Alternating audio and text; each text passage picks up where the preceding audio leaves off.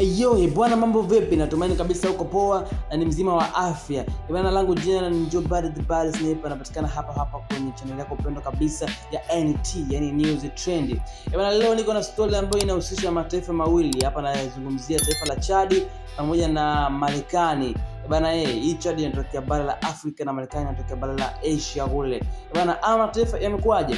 Bwana rais wa Chad Mahamat Idriss Deby ambaye anafahamika au almaarufu kama Jenerali Kaka amesema kuwa nchi yake haina utajiri mkubwa wala ndege za kugawa misaada kwa mataifa mengine ikiwemo Marekani, lakini inaheshima utu na fahari ambavyo italinda kwa nguvu zote.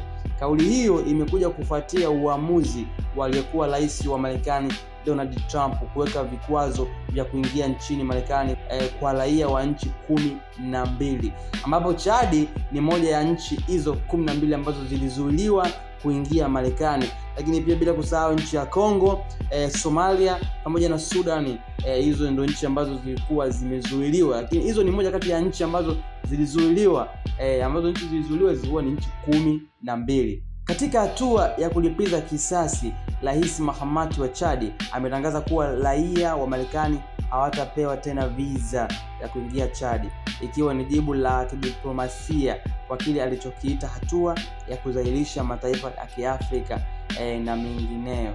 Bana, ikumbuke kwamba rais wa Marekani aliwekea vikwazo nchi 12 kutoka Afrika, lakini Chad ikiwa ni nchi mojawapo ya hizo nchi 12. Sasa inasemekana kwamba rais wa Chad amefanya kama kulipiza kisasi kwa nchi ya Marekani na hivyo kuamua kuweka vikwazo kwa raia wa Marekani. Ikumbuke kwamba Rais Mahamat alichukua madaraka Aprili 2021 baada ya kifo cha baba yake Idriss Deby aliyefariki dunia baada ya kujeruhiwa katika mapigano dhidi ya waasi. Bwana hii sakata, wewe kama ni mfuatiliaji sana ama ni mdau wa siasa, unaona kama rais wa Chad amefanya kitu sahihi ama kitu kibaya? Kwa sababu ifahamike kwamba Marekani imekuwa ni nchi ambayo inaongoza kiuchumi duniani, na sisi kama Marekani ndio kitovu cha uchumi. Inafahamika kwamba mataifa yote ya Kiafrika yanategemea sana uchumi kutoka Marekani. Sasa huyu rais wa Chad ameamua kujitoa mwanga kwa kulipiza kisasi. Bana kisasi ni vibaya sana.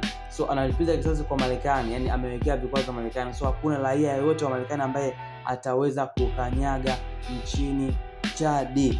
Bana langu jina ni Joe Bad the Bad Sniper, na kufikishia stories zote ambazo zinaanza kutrend hapa hivi.